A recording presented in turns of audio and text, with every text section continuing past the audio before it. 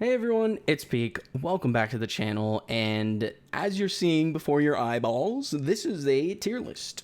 And all the Pokemon are in it. And a lot of you have been asking me to do a tier list on which Pokemon I think are best. And this one is going to be geared towards the organized play scene. So not necessarily solo queue or like just kind of playing with your buddy.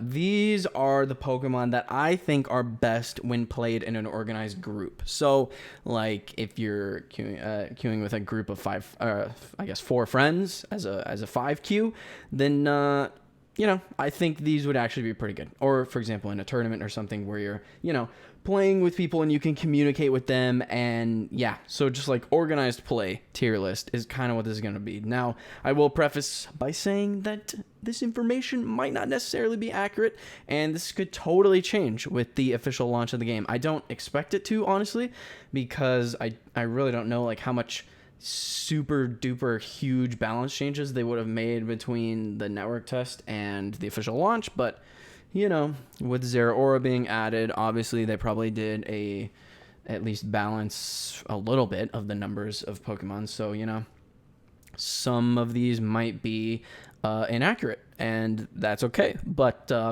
giving you guys what you've been requesting, and that is to just kind of talk about which Pokemon I think are best generally. I'm definitely not going to linger long on each one because I really don't want to have another 40-minute video that you guys have to sit through, even though thank you to all those people who said like 40 minutes was great.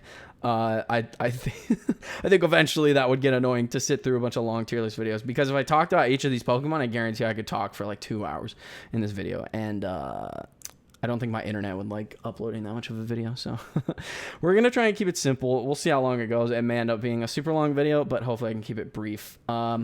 Again, like, this is going to be my thoughts on an organized group of players teaming up together and kind of what I think would be best. Anyway, shout out to Tangle KFC on Twitter for putting this together. I like this one the most because it just has like clean pictures of each of the Pokemon. So pick what you will. There's a lot of these different tier list makers out there. But anyway, yeah, shout outs to you. So unfortunately, if this were the Canadian beta test, Venusaur would go in like A, honestly, because it was just really strong. Solar Beam hit for like 50% of every single Pokemon's health.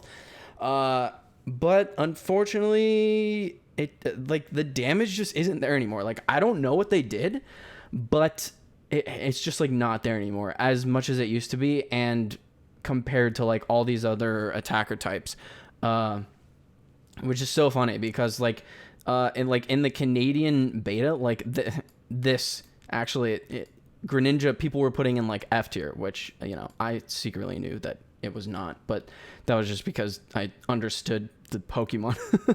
But yeah, so unfortunately Venusaur's D tier. Venusaur is D tier. Sorry, Venusaur likers.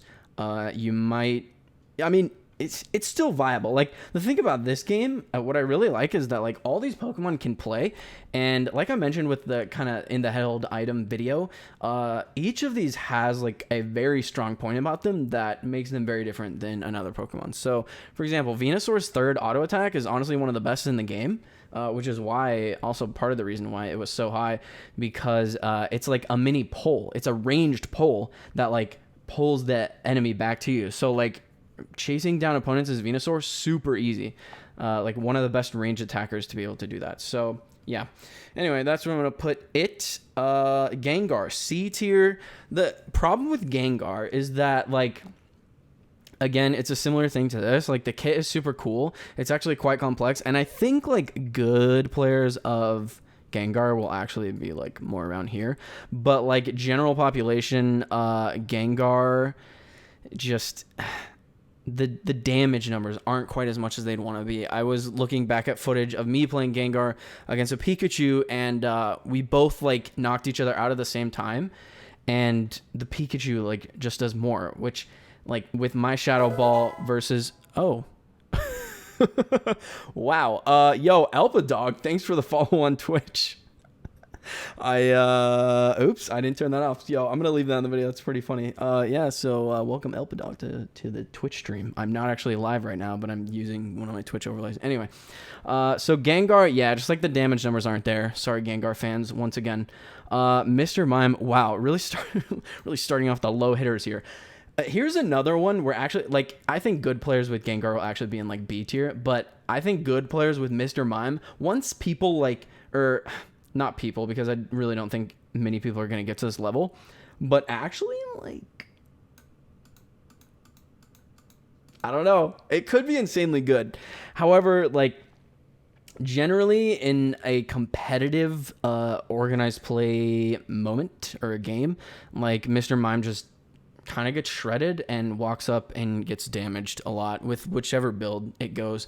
Like, yeah, you control people with the wall, or sorry, the barrier that you can place up, but like in practicality, it just doesn't bring enough utility to the team to be worth it. And I think there are better supporter picks.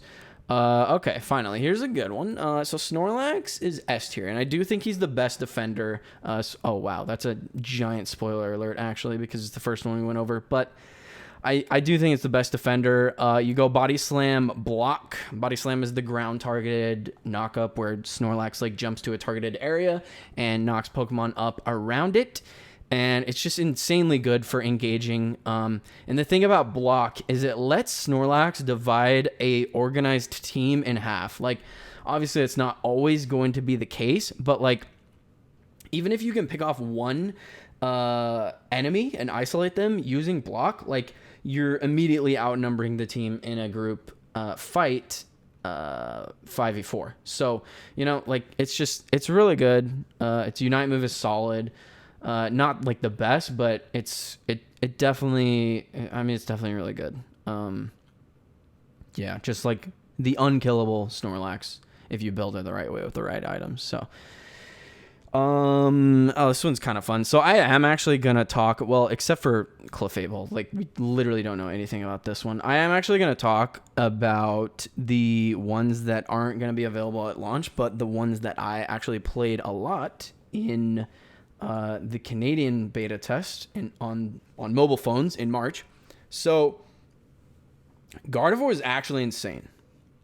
Like, in my opinion, Gardevoir belongs on like the best team comps. Like, the damage is crazy. The range is like even a little bit more than Pikachu's, which, like, if you've played Pikachu, you know how long range Pikachu can cast its abilities. It's even longer. So what you would go on Gardevoir is typically, actually, I don't even know what it's called, but there's like the skill one, I think it's Moonblast. I'm not actually positive. But it like stuns and then does damage to the Pokemon behind the target it first hits. Like, it stuns the first target it comes in contact with, and then yeah, it does damage like in a cone behind them. Unfortunately, like, this like the unreleased characters are not on UnitedDB, which, you know, fair, they might be changed, but I based on like Zero Aura's moveset being the exact same in the Chinese beta test, which happened in December/January, I think it's safe to assume that like the moves will be the same. So Gardevoir is insane. I will actually quit Greninja. That's right, you heard me. No, I won't actually ever quit Greninja, but I will be playing much more Gardevoir once it comes out, and especially on mobile, since the thing about Gardevoir is, like, it's a very, very, very aim-demanding Pokemon. Probably more so than any Pokemon. I'm trying to think. Yeah, honestly. You have to have insane aim with Gardevoir, so which is a lot easier to do on mobile. Spoiler alert, sorry to you console lovers. I mean, it'll be fine, but like the thing about Gardevoir's highest damaging skill is it literally resets every time it hits. Not every time it kills, but every time it hits. So if you just keep hitting, what's it called? Future Sight, I believe is the move. It's a ground targeted, very long range ability that just does a ton of damage in a ground targeted area after like a little bit after you cast it. So like people can springboard out of, or sorry, is that what it's called? Yeah, eject button. Sorry, not springboard.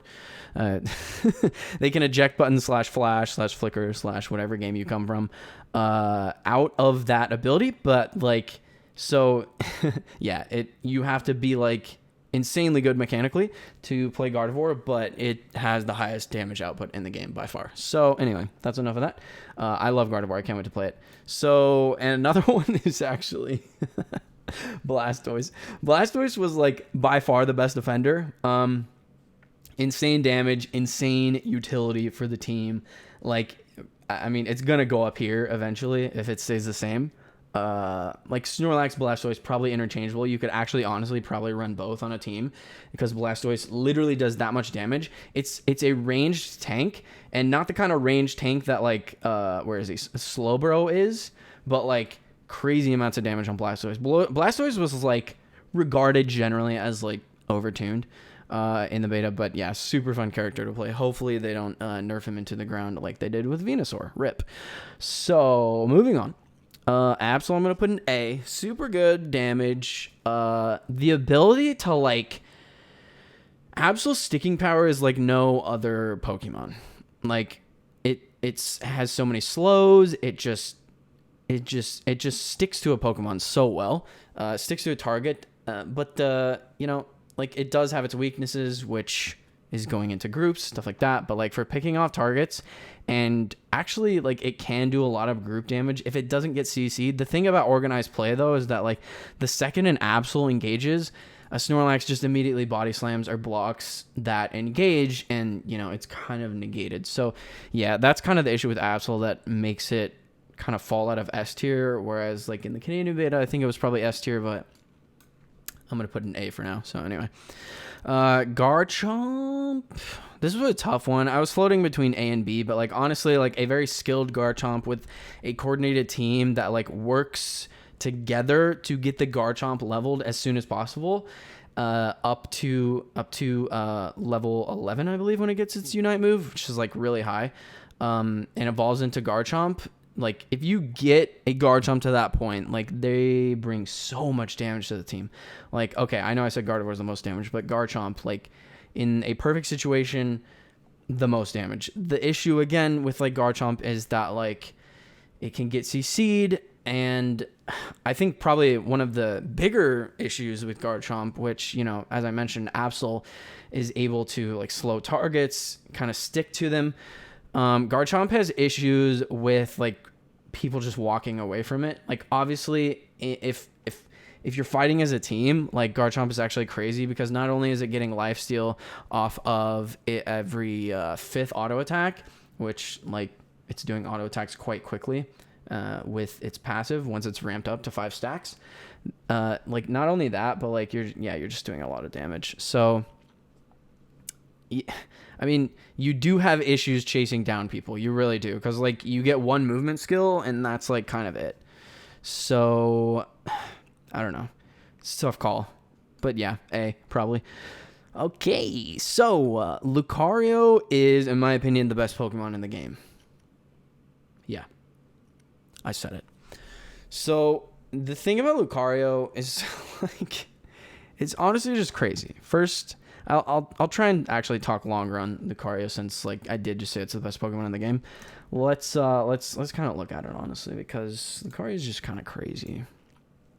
It's strong from the beginning of the game to the end of the game. It never really falls off, and like it has like a bunch of different power spikes throughout the game as it gets its different skills and skill upgrades. So like it's constantly getting better throughout the game, and yeah, it's honestly unstoppable. Like I honestly think this belongs on every team comp in organized play, just saying.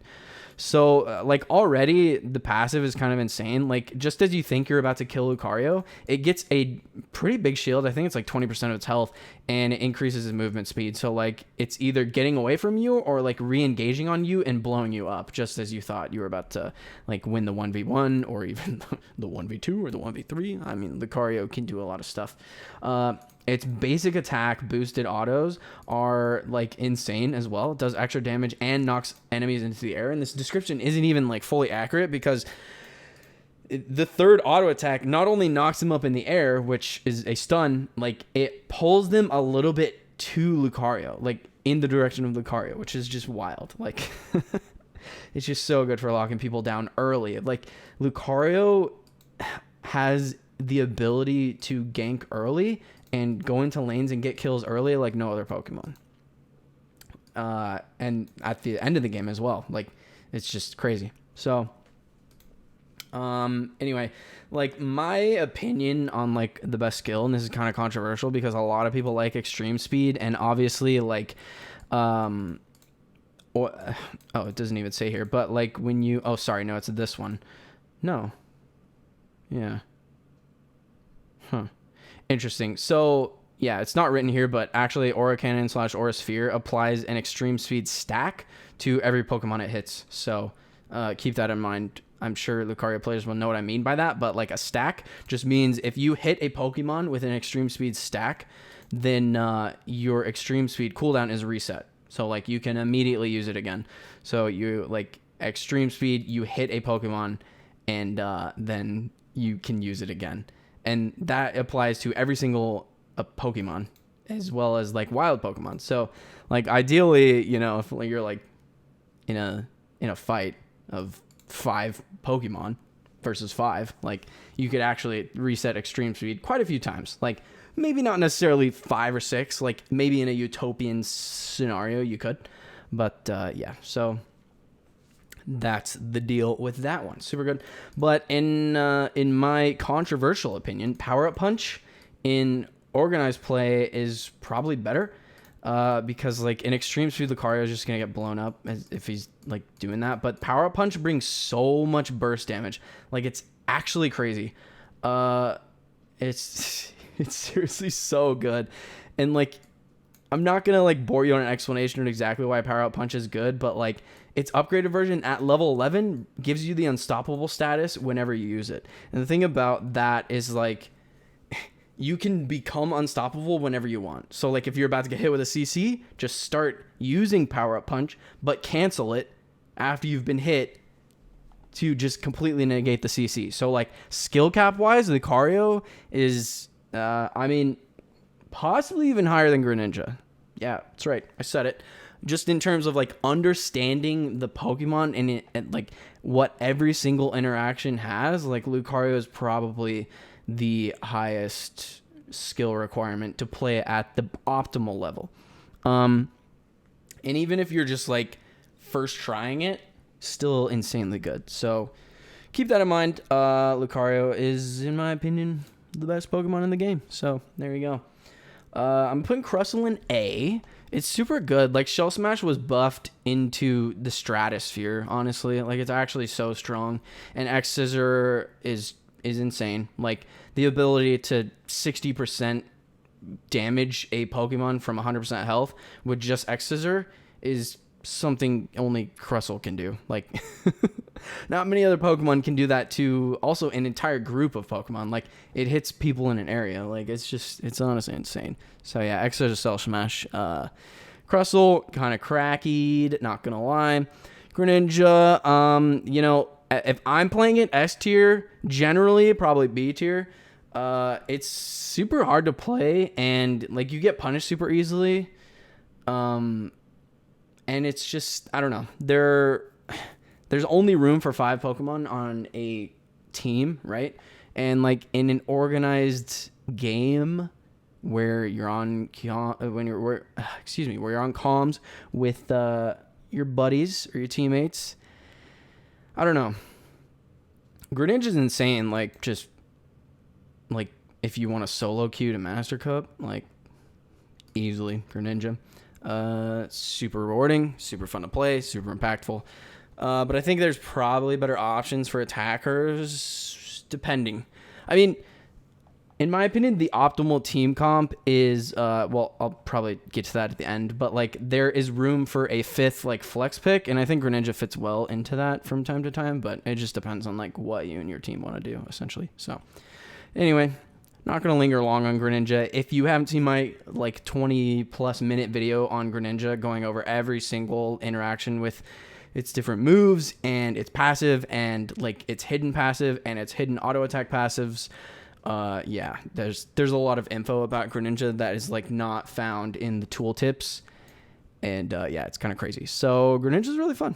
I'm gonna put Talonflame in C. I hate to do that, but like just compared to the rest of the speedsters, Talonflame feels good if you're playing solo, but like it's honestly so squishy. Like I cannot express how squishy of an assassin Talonflame is, which is fine for one with such mobility, but like compared to like Absol's a little bit beefier. Zeraora is like honestly probably going to be much better than Talonflame as well. So I just honestly, I hate to do it to you, Talonflame, but I'm putting you in C tier because somebody's got to go down there. Because we have a lot of B's and A's, honestly, which is good. Like the game is pretty balanced. I think that speaks wonders to it. So Charizard, I'm gonna put in B. Now, this was tough because I wanted to put it in A, but I decided to put Garchomp in A instead.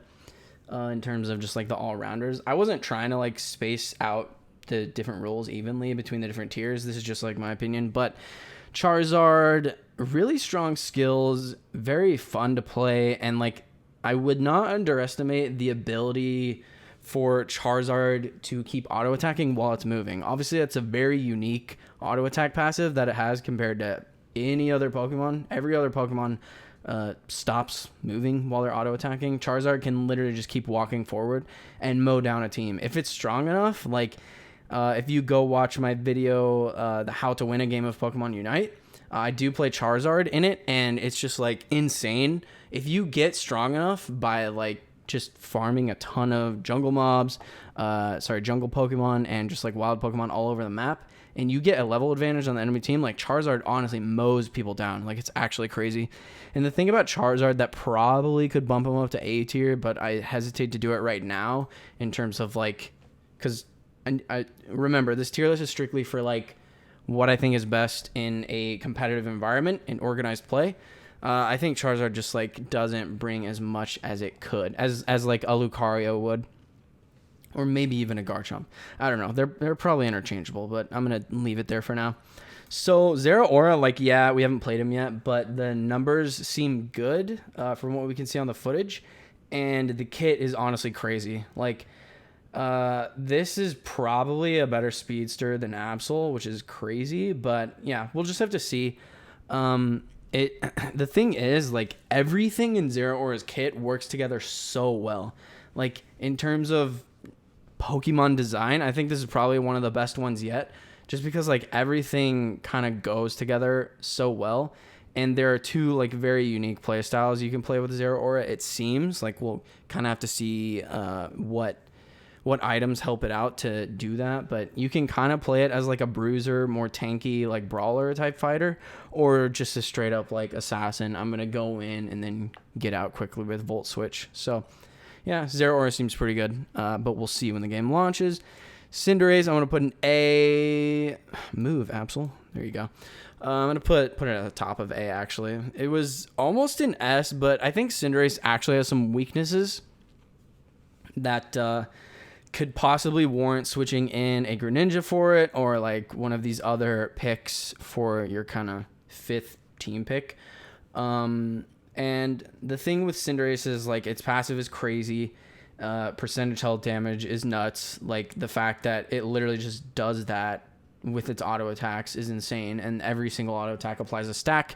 And its boosted auto attacks apply 2 stacks. Like, it's just wild. So, like, if you've ever seen Cinderace footage, I mean, go watch my Cinderace video. There's one on the channel. You'll see, like, whenever you're attacking, it gets, like, a little flame symbol above it. And, like, every time you kind of proc or activate that flame symbol, you're doing extra % health damage. So, and I believe it's current % health. It's not like max HP like Greninja's melee auto attacks are. So, obviously a little bit weaker there, but yeah, it's really, really good. Yeah, that's Cinderace. Like, also, I guess we should talk about the ability to just like press a button and become invincible for a couple seconds. It's pretty good. So yeah, here we go. Eldegoss, S tier. For now, I do think they will come out with different supporters, and I think Wigglytuff already shows kind of the potential of like being up there or kind of filling a similar role as, what's his name? Eldegoss does. But like for now, I think Eldegoss is just the best supporter. Like it's the only healer, and like until the game meta kind of develops a little further, the sustain from Eldegoss's shields and the heals you get after, as well as just like the crazy unite move being a double cast, as well as knocking opponents away, which similar to like Snorlax's block that I was talking about, you can like divide a team in half if you're fighting them, and that just really in competitive play, like that's going to be huge. So like displacing a certain number of enemies away from their teammates with the Eldegoss Unite move, as well as damaging them and giving shields to your team, or sorry, heals, I think. Actually, let's look. I don't want to give you guys false information. It is, yeah, heals, not actually shields for the Unite move. So yeah, that is Eldegoss in my opinion. So let's keep going. I feel like I'm making like pretty fast progress here. Let's check. Oh, 25 minutes. Yikes. All right, let's hurry up. Cramorant, I'm going to put in B tier. Now, I almost wanted to put it in A tier, but like in terms of ranged attackers, like it's super good, and maybe like because I haven't played it enough, I'm underestimating it.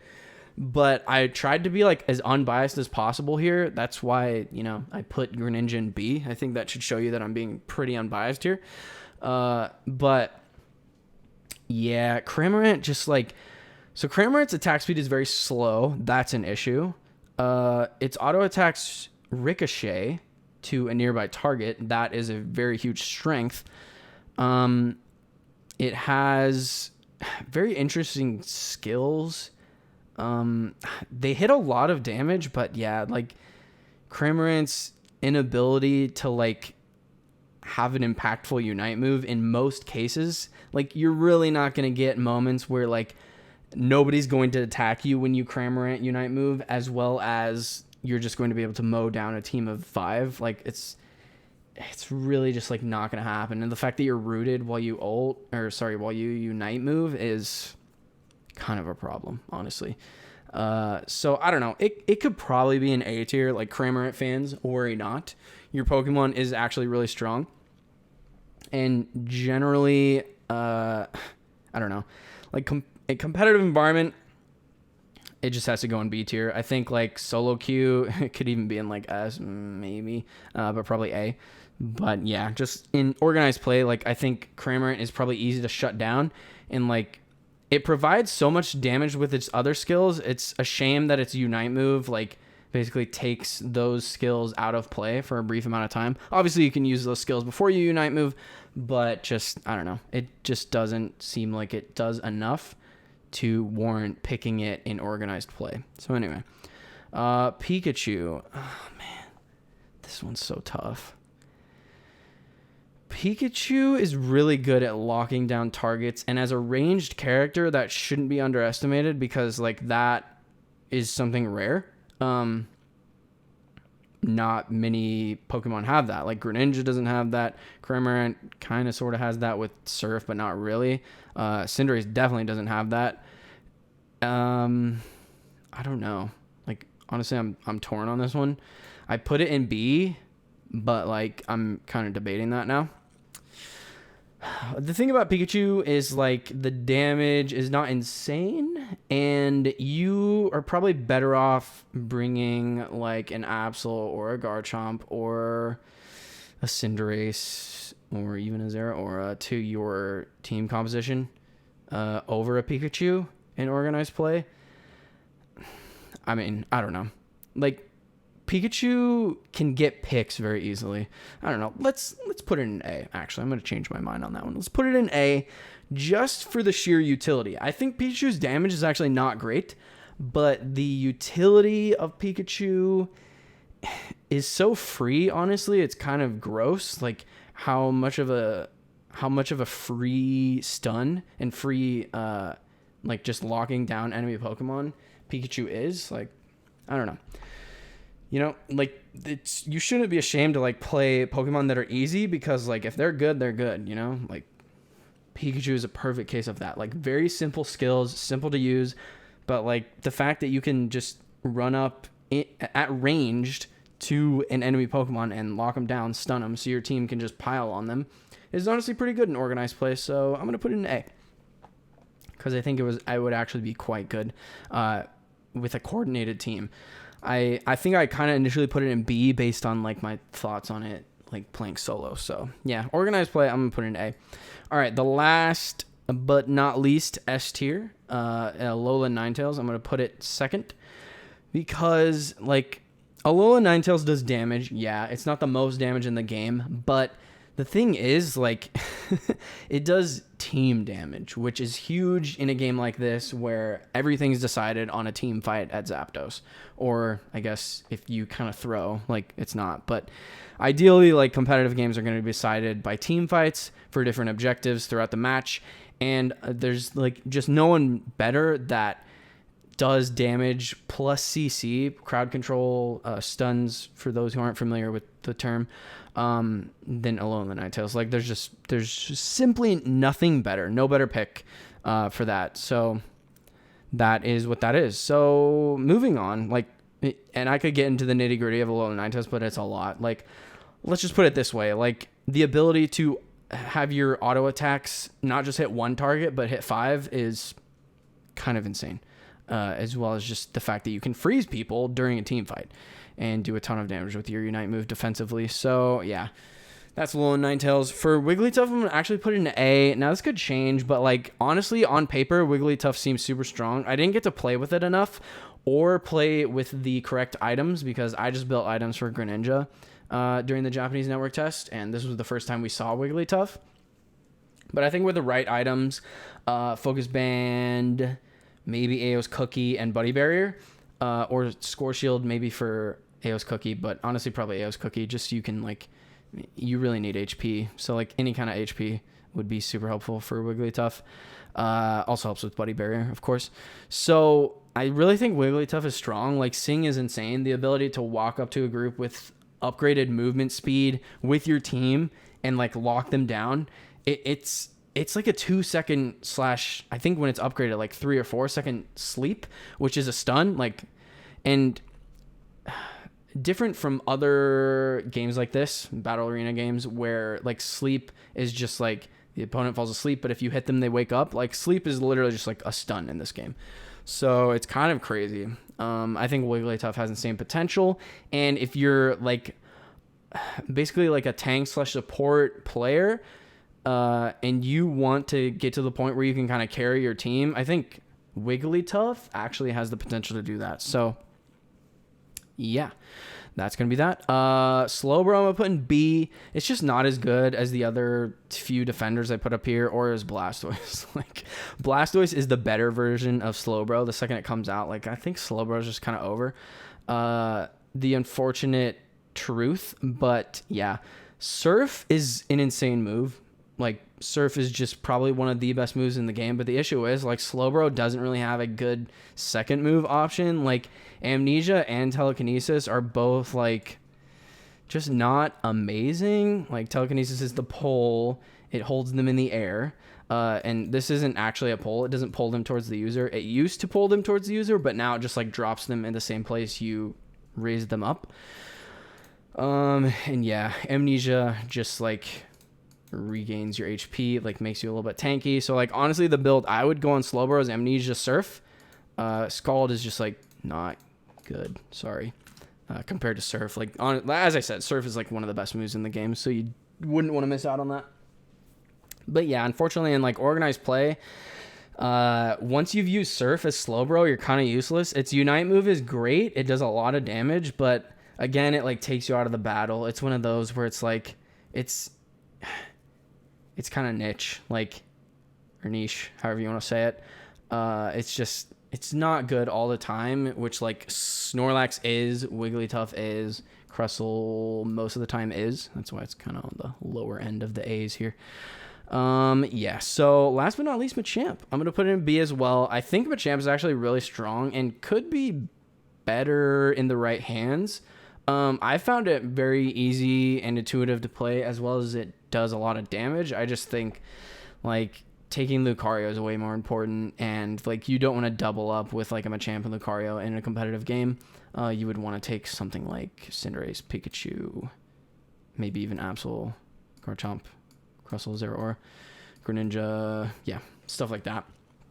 So that's my opinion on organized play tier list. All right, that's what this is for. Keep it in mind. This is not like if you're playing this Pokemon by yourself, like Venusaur could be absolutely insane. Unfortunately, it's not because the damage is not there. But like, you know, Mr. Mime, Gengar, Talonflame, all these are really relevant picks. But I think like in terms of the best organized play team comp, it looks like these four plus one of these flex picks. Personally. So yeah, I mean, I'm not going to make the video go any longer because it's already super long, I'm sure. Let's see what we ended at. 35 minutes. A little bit better than my item tier list video, but hopefully that was helpful for you guys.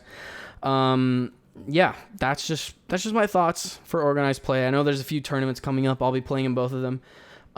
So, you know, keep this kind of thing in mind if you're looking to play in those. I think these would be very effective picks in the right hands, of course, and with the right level of communication and organization. So yeah, that is going to do it for today's video. If you like the video, leave it a like.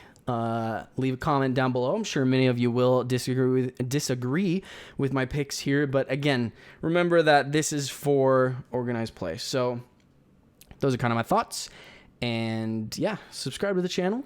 I'm doing daily Pokemon Unite videos for like, I don't know, ever, for the foreseeable future. Been doing one every day for almost a month now, so look forward to that. That's going to continue with release as well, and got a lot of exciting stuff planned for that. So yeah, looking forward to growing with you guys, growing with the community, and yeah, just want to really thank you guys from the bottom of my heart for all the awesome support everyone has shown me on all these videos. Like, I'm really excited that like a lot of people are interested in the competitive side of Pokemon Unite, because I do think it has a lot of potential, even with like Zapdos being a thing and like kind of deciding most games. I really think like a lot of strategy is involved in this game, and leading up to the end of the game in a big clash, like I think it's awesome.